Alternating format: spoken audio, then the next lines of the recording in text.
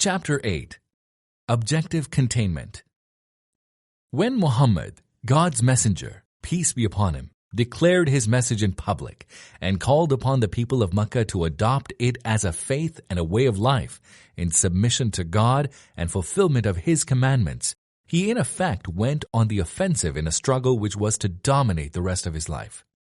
Up till that moment, the Prophet and his early followers confined themselves to a secret approach made to a limited number of people on a private and individual basis. These efforts won for the new message of Islam a hard core of advocates whose dedication would never slacken. The Prophet's public declaration of his message, however, changed the whole picture as the target of his efforts changed. The whole society was called upon to accept a total change in the basis upon which it was built and of the principles and values it upheld. The change meant much more than the mere substitution of one God for a collection of idols made of dates, stone, gold, wood, or mud. The Arabs of Mecca were not just asked to pay homage to God instead of their idols. They were asked to accept His rule regarding all aspects of their social, cultural, and political life. In other words, the change would also include their social practices and economic and commercial interests, as well as their political power and influence. The response of those who wielded power in the Meccan society was therefore hostile, as was only to be expected. They realized that unless they met the new call with stiff and determined opposition, it was bound to win acceptance with a large section of the population, especially among the poor, the slaves, and the deprived, but also among open-minded and liberal-thinking individuals from the powerful classes. Hence, a campaign of persecution was launched against the followers of the new calling. The early Muslims did not belong to any particular class or social group, but were drawn from all clans and all levels of the tribal structure of Meccan society. Tribal considerations dictated that a member of a tribe should be defended by the whole tribe against any outside harassment or injustice. Indeed, as has been seen, a tribe would defend an individual member even when he was at fault. Hence, some of the early Muslims escaped physical persecution as they were protected by their tribes. Many, however, were less fortunate, for they belonged to the lower classes of slaves or allies. For instance, individuals attached to different clans and tribes by a verbal covenant of alliance. Although they enjoyed tribal protection in normal circumstances as a result of that covenant, their status within their tribes was ambivalent. They were therefore vulnerable to stern punishment when their dispute was with the powerful leaders of their tribes. It was indeed only natural that the brunt of the campaign of persecution would be borne by Muslims who belonged to these classes. After all, the Meccan tribal society was defending its very system which classified people according to their birth and circumstances. The privileged class would not relinquish its privileges easily. It was unable, however, to disregard those privileges or to deny them to those companions of the Prophet who were entitled to enjoy them by virtue of their birth and lineage. A campaign of terror. One of the early tactics of the chiefs of Mecca to try to suppress Islam altogether was a campaign of terror which varied according to the status of the recipient.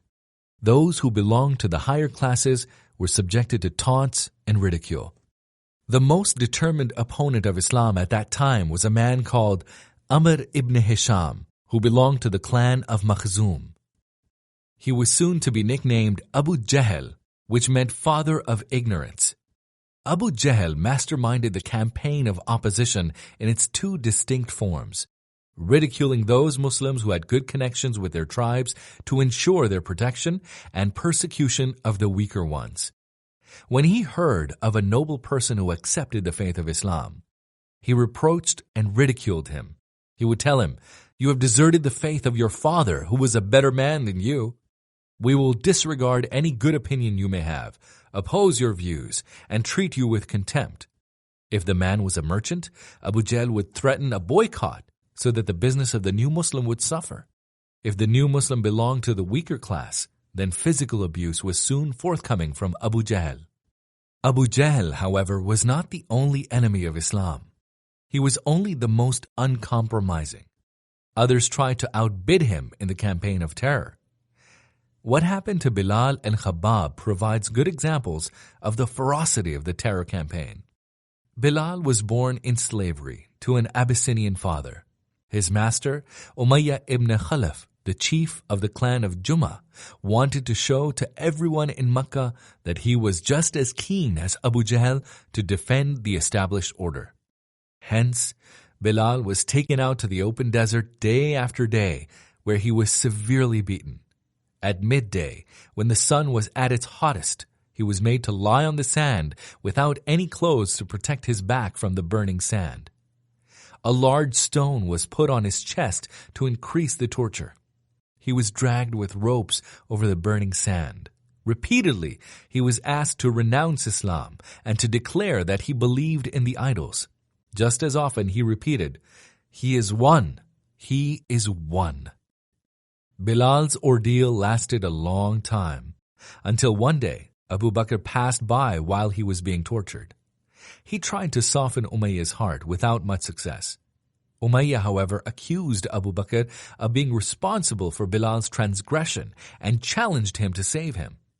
Abu Bakr immediately took up the challenge and offered Umayyah an exchange deal.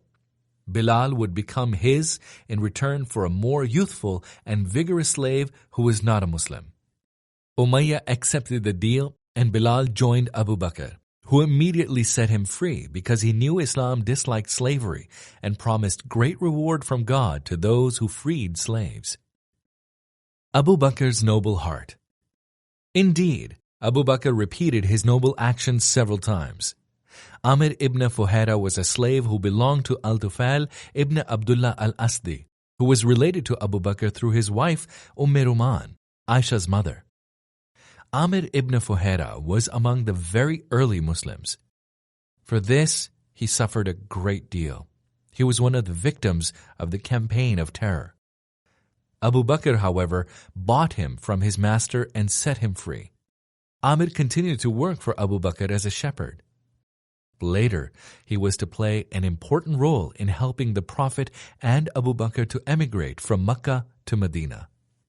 The Prophet was very pleased with Abu Bakr's action with those two slaves. He encouraged him to do what he could in order to help those victims of the campaign of torture. Abu Bakr responded, as he always did, without any hesitation. He chose the most helpless and those who showed a great determination to defy the prosecutors. Zunaira was a slave who belonged to the Makhzum clan. As such, it was left to Abu Jahl to torture her. He gave her so much of his venom that she lost her sight.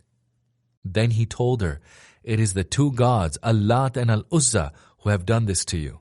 She replied, "How can Allat and Al-Uzza know who worship them?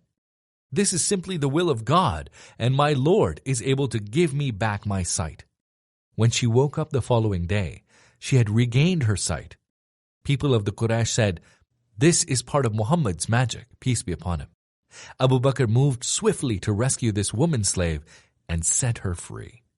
A woman called Al-Nahdiyah and her daughter were slaves belonging to a woman from the clan of Abdul Dar. Both became Muslims and their mistress ordered them to be tortured.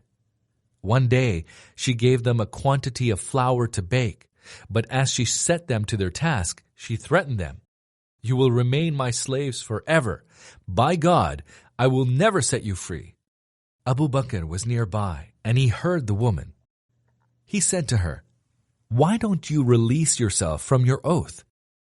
She replied, "Release myself?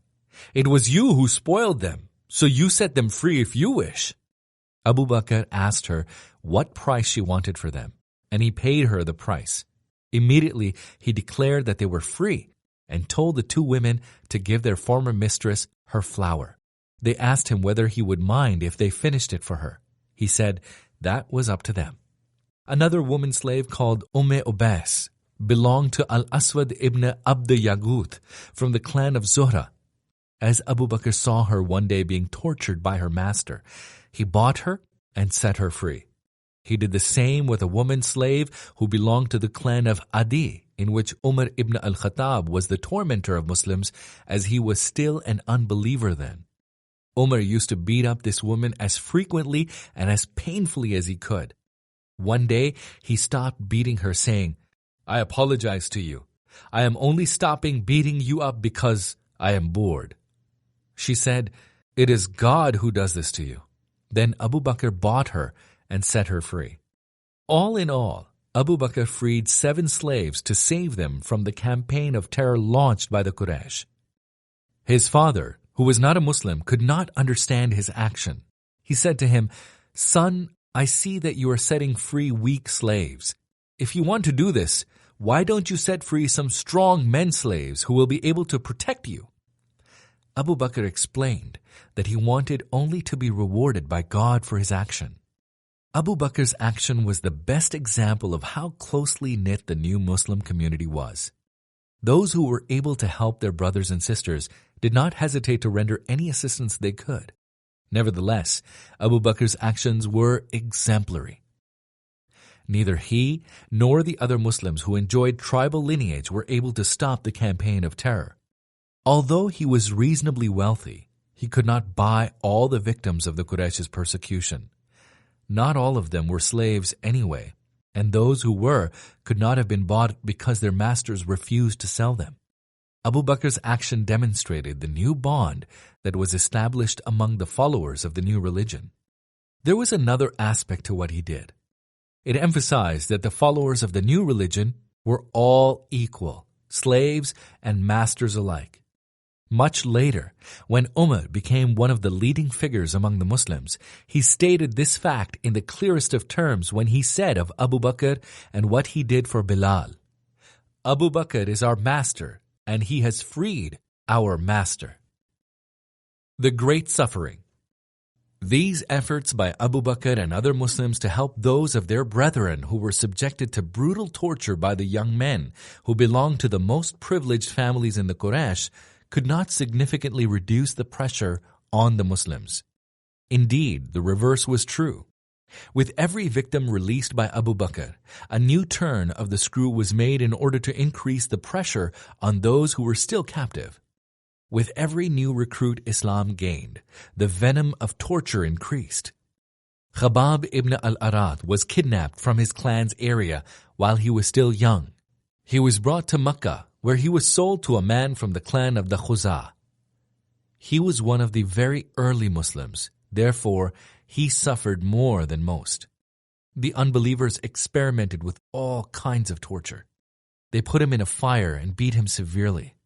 They kicked him and punished him and flogged him, but he was as firm as a mountain. Once they tore off his clothes and laid him over stones heated with fire and twisted his neck all at the same time. They caused him permanent injuries to his back, but he was prepared to die for his faith. He survived the torture and lived to fight the unbelievers with the Prophet in all his wars. Abu Fuqayha was a slave who belonged to Safwan ibn Umayyah, the son of Bilal's former master. When Bilal was freed by Abu Bakr, Abu Fuqayha had to bear all the brutality of the Jummah master.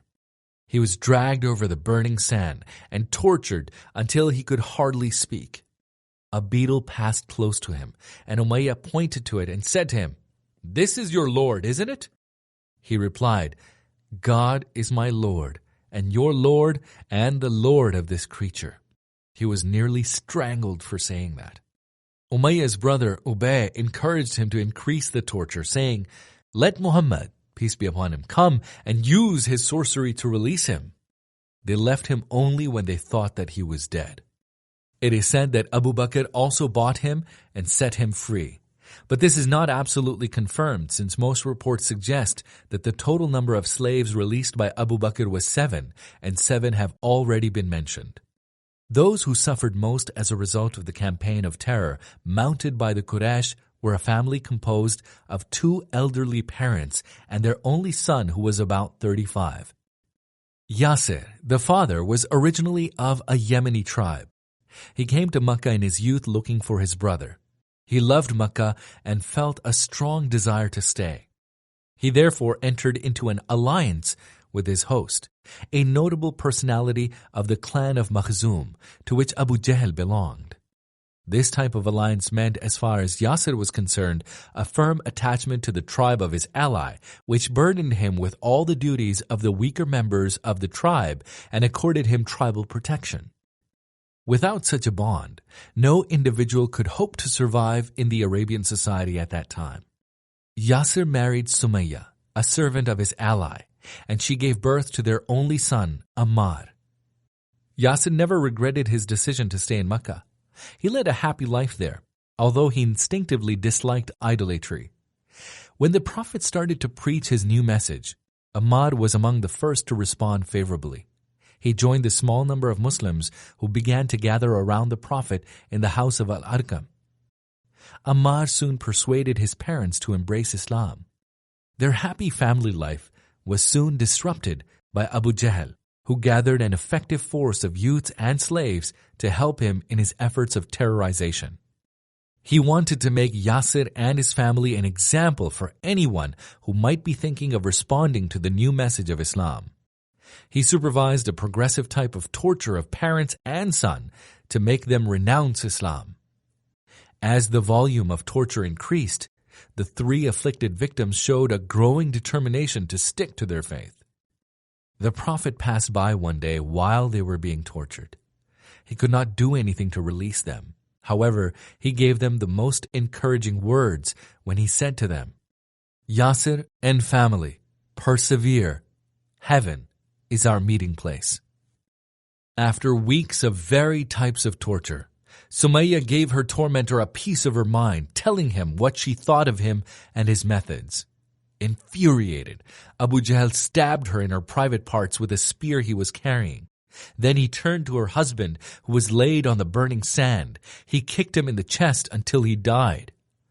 Thus, Sumayya and Yasir were the first two martyrs in the history of Islam. Pressure too strong to bear. After the death of both of his parents, Ammar was released, but only for a while. Time and again, they would come to him with increased venom. After inflicting untold torture on him, they would say, "We will never release you until you abuse Muhammad, peace be upon him, and praise Allat and Al-Uzza." One day he was in such a state that he could bear the torture no longer. He did what he was told. They let him alone and went away. When he managed to pull himself together, he went to the Prophet with tears in his eyes. The Prophet asked him what was troubling him. He answered, "It is bad news, Messenger of God." He told him what had happened. The Prophet asked him how he felt deep in his heart. Ammar answered that his faith was as firm as ever. The Prophet said to him that if the unbelievers did the same to him again, he could tell them the words they wanted to hear, provided that deep in his heart he was absolutely certain of his faith. When the pressure increased so much and the torture became unbearable, some of those victims complained to the Prophet. Khabbab reports, "We complained to God's messenger, peace be upon him, when he was reclining in the shade of the Kaaba, saying, 'Will you not pray God to help us?' He said, 'Among believers who lived before you, there were many who were placed in a hole dug in the ground and were sawn in halves from head to foot. And there were some whose flesh was torn with combs of iron, which also broke their bones. They did not turn away from their faith. By God, your Lord will certainly accomplish his purpose until an individual traveler can travel from Sana'a to Hadramaut fearing no one but God and guarding against the wolf getting away with one of his sheep. You are only precipitating events." What could the Prophet do for those companions of his who were weak, vulnerable, and subjected to brutal torture? He himself was subjected to ridicule and physical abuse from the unbelievers who would throw dirt over his head as he prayed in the Haram. They also threw impurities in front of his house. He had made it clear to his companions that they were not seeking any immediate gain. All that he promised them was a hard struggle for which God would reward them with heaven. It was enough for them that he had shown them the way and given them divine guidance. Their life was transformed. They were given noble preoccupations to replace the low pleasures which were still sought after by the unbelievers. He could only reassure them as to the truthfulness of their message and that their way was the right way. They were seeking God's pleasure, and that was the only way to earn it. The Prophet continued to make a determined stand despite the Quraysh's campaign of terror. He called on people to renounce the worship of idols and turn back to God, the Creator, who has honored man and placed him in charge of the earth. Realizing that the persecution of a few helpless individuals was not deterring anyone from accepting the new faith, the Quraysh chiefs thought of making another attempt at negotiating a settlement. Offer too absurd. A new delegation went to Abu Talib, the Prophet's uncle and protector. All those who had tried earlier to persuade Abu Talib to stop his nephew went along this time, taking with them a few more notables and a young man called Imara ibn al-Walid, whose father was a well-known figure in Mecca. They made this proposal to Abu Talib. We have brought with us Imara, the smartest and most vigorous young man in the Quraysh, to offer him to you as a son. He will benefit you with his courage and sound mind. In exchange, you give us your nephew who has rebelled against the religion you and your forefathers have followed, and has sown the seeds of discord among your people and ridiculed their practices. We would take him and kill him, while you would take a man for a man. Abu Talib replied, What a raw deal you are offering me! You want to give me your son to feed while I give you my son to kill? This will never be. Al-Mutim ibn Adi, who was among the delegation, said to Abu Talib, Your people have offered you a fair deal indeed. They are doing their best to appease you, but you seem unwilling to accept any offer they make. Abu Talib rejoined, They certainly have not been fair to me. I see that you have joined them in letting me down. The discussion became more heated before the Quraysh delegation left, with everyone feeling extremely angry. If the proposal the Quraysh put to Abu Talib sounds preposterous today, the Quraysh delegation saw it in an honest attempt to achieve a solution to the satisfaction of all concerned. In the society of Arabia, where tribal ties transcended all other ties, and where a man's position was determined by the number of children he had and the support he could muster, Abu Talib would not be sacrificing much if he exchanged his nephew for an able and intelligent young man. It is noteworthy that the proposal was described as fair by a man like Al-Mutim, who would show over the years a friendly and compassionate attitude towards the Prophet and the Muslims in general. Furthermore, he was a distant cousin of Abu Talib. Abd Manaf was the great-grandfather of both men, hence he was expected to look at the affair from a standpoint closer to that of Abu Talib. Indeed, Abu Talib's remark about Al-Mutim's letting him down acquires a stronger sense when it is considered in this light. The negotiations thus ended in total failure. This was only to be expected since the issue touched on basic principles. So, the Quraysh felt it had no option but to widen its campaign of persecution to all Muslims. Each clan took vengeance against any of its sons who adopted Islam. Now even free and young noblemen were at the receiving end of the Quraysh's campaign. Maltreatment was much more widespread. Maltreatment of the honorable. Musab ibn Umair belonged to a rich family. His mother provided him with everything he wanted. He was perhaps the most handsome, elegant, and smartest young man in Mecca. Yet, when he became a Muslim, he was imprisoned by his people and his mother turned against him. Uthman ibn Affan, who belonged to the Umayyad clan, was of a noble family. Nevertheless, his uncle Al-Hakam ibn Abu al-As tied him to a post and swore that he would never release him until he renounced Islam. Uthman replied that he would never do that, no matter what the pressure brought to bear on him was like. Sa'd ibn Abu Waqqas, a very dutiful son, was pressurized by his mother, who thought that she would be able to use his love to turn him away from Islam. She made some threatening noises which availed her nothing. Finally, Sa'd told her point blank, Mother, if you had 100 souls and they came out one after the other, I would not turn away from Islam to spare you. Not even Abu Bakr was safe. One day he addressed the people, calling on them to believe in God and His messenger. Some of them abused him. Soon there was some confusion and Abu Bakr was bound up by several people, including Utbah ibn Rabi'a, who used his shoes to beat Abu Bakr's face. When he was rescued by his own tribesmen, they thought that he was dead. Towards the evening he came round. The first thing he did was to inquire how God's messenger was.